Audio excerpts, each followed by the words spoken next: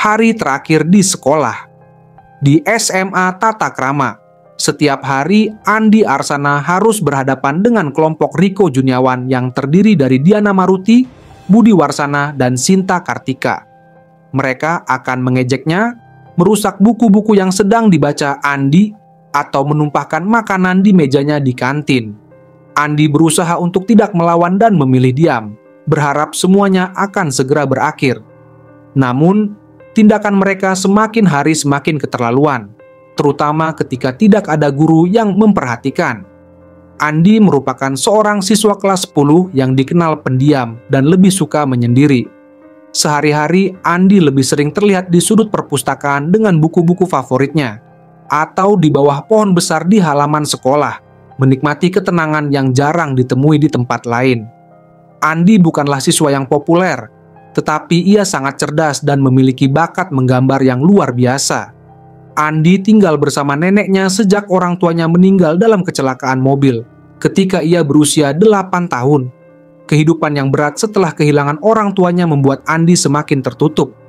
Ia jarang berinteraksi dengan teman sekelasnya dan lebih banyak menyendiri, yang membuatnya menjadi target empuk bagi para pelaku bully. Suatu hari, Riko dan gengnya melakukan tindakan yang sangat kejam. Mereka mencuri dan merusak buku sketsa Andi yang berisi gambar-gambar ibunya yang telah meninggal, satu-satunya harta yang paling berharga baginya. Andi yang biasanya pendiam, tidak bisa menahan rasa sakit dan marahnya. Ia mencoba melawan, tetapi hanya berakhir dengan lebih banyak cemoohan dan kekerasan. Ini adalah momen yang membawa Andi ke titik puncak keputusasaan. Rasa sakit yang ia alami, baik secara fisik maupun emosional, membuatnya merasa bahwa tidak ada lagi harapan. Keesokan harinya, Andi ditemukan mati tergantung di ruang seni yang jarang digunakan. Ia gantung diri menggunakan tali yang biasa dipakai untuk menggantungkan kanvas. Di lantai di bawahnya terdapat buku sketsa yang robek-robek, berisi gambar-gambar terakhir yang ia buat sebelum bunuh diri. Berita tentang kematian Andi dengan cepat menyebar di sekolah. Siswa berkumpul di aula, beberapa dari mereka menangis, sementara yang lain terlihat bingung dan ketakutan. Guru-guru dan staf sekolah pun terlihat panik, mencoba mengatur situasi sambil menenangkan para siswa. Kepala sekolah segera menghubungi pihak kepolisian dan keluarga Andi. Pihak kepolisian datang untuk melakukan investigasi. Mereka menginterogasi guru, teman-teman, dan para siswa yang sering berinteraksi dengan Andi. Buku sketsa yang ditemukan di dekat tubuh Andi menjadi barang bukti utama. Di dalamnya terdapat banyak gambar yang mencerminkan perasaannya, kesepian, ketakutan. Di sisi lain, para pelaku bully yakni Riko, Diana, Budi, dan Sinta merasakan dampak yang berbeda. Meskipun mereka tidak menunjukkan penyesalan secara terbuka, perasaan bersalah mulai menghantui mereka. Namun mereka tak mau mengakui jika selama ini melakukan pembulian. Kematian Andi meninggalkan luka mendalam di SMA. Perasaan bersalah dan penyesalan menyelimuti para pelaku bullying, meskipun mereka berusaha menutupi hal tersebut. Setelah kejadian tragis tersebut, malam demi malam menjadi semakin mencekam bagi para pelaku bully. Satu persatu mereka mulai mengalami mimpi buruk yang sangat nyata, menggambarkan momen-momen ketika mereka menganiaya Andi. Mereka terbangun dengan luka-luka fisik yang sesuai dengan mimpi mereka. Riko terbangun di tengah malam dengan bekas luka di tangan, seperti bekas goresan yang dalam. Diana merasa tercekik dalam tidurnya, seolah-olah ada yang mencekiknya sampai ia terbangun dengan leher yang memar. Budi sering mendengar suara tangisan Andi di telinganya, bahkan saat dia sedang di kelas atau di lapangan olahraga. Sinta merasa seperti dipaksa menulis pesan-pesan dari Andi di buku catatannya, pesan-pesan yang menuduhnya atas kematiannya. Kejadian aneh dan menyeramkan mulai terjadi di sekitar sekolah dan rumah para pelaku.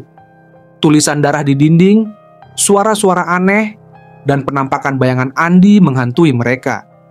Mereka merasa semakin tertekan dan tidak tahu bagaimana cara menghadapinya.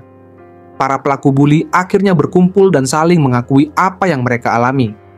Mereka sadar bahwa mereka dihantui oleh roh Andi yang mencari keadilan. Mereka mencoba mencari cara untuk menghentikan teror tersebut, dimulai dengan mengakui kesalahan mereka. Mereka mengunjungi tempat-tempat di mana mereka sering menganiaya Andi dan berusaha meminta maaf. Rico dan teman-temannya mengunjungi perpustakaan, kantin, dan ruang olahraga. Di setiap tempat mereka memohon ampunan kepada roh Andi, berharap itu akan menghentikan teror yang mereka alami. Pada suatu malam, para pelaku memutuskan untuk menghadapi roh Andi di ruang kelas di mana kejadian bullying terakhir kali terjadi. Mereka membawa barang-barang yang penting bagi Andi, seperti buku sketsa yang telah diperbaiki, dan memasang foto-foto kenangan Andi bersama teman-temannya. Semua pelaku bullying meminta maaf dan menyesal. Namun, roh Andi tidak merasa puas dengan permintaan maaf mereka. Saat mereka berdiri di ruang kelas yang gelap dan sunyi, suasana berubah menjadi mencekam. Suara langkah kaki terdengar mendekat, dan bayangan Andi muncul di tengah ruangan dengan tatapan yang penuh dendam. Rico mencoba berbicara, meminta maaf atas semua yang telah mereka lakukan. Tapi roh Andi hanya menatapnya dengan dingin, sebelum tiba-tiba menyerang Rico.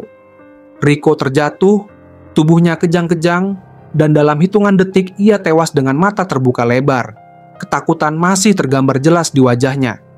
Diana menjerit dan mencoba melarikan diri, namun pintu kelas terkunci rapat. Bayangan Andi menghampirinya dengan cepat, tangannya yang tak kasat mata mencekik leher Diana. Ia berusaha melawan, tapi perlahan-lahan napasnya habis, dan dalam beberapa detik, tubuhnya terjatuh lemas ke lantai dengan bekas memar di leher. Budi yang ketakutan berusaha untuk tetap tenang. "Andi, kami minta maaf. Kami tidak tahu bahwa ini akan terjadi." Teriaknya putus asa. Namun, roh Andi tidak tergerak oleh permohonan maaf itu. Dengan gerakan cepat, bayangan Andi menerjang Budi, membuatnya terpental ke tembok. Kepala Budi menghantam dinding dengan keras, dan ia terkapar tak bernyawa dengan darah mengalir dari luka di kepalanya. Sinta adalah yang terakhir. Ia gemetar ketakutan dan mencoba bersembunyi di bawah meja. "Andi, tolong, aku benar-benar menyesal." Isaknya, air mata membasahi wajahnya.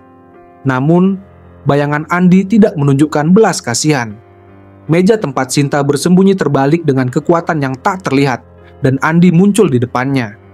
Ia merasa seperti tangan-tangan tak kasat mata mencengkeram tubuhnya, meremukkannya perlahan-lahan, dan ia pun mati.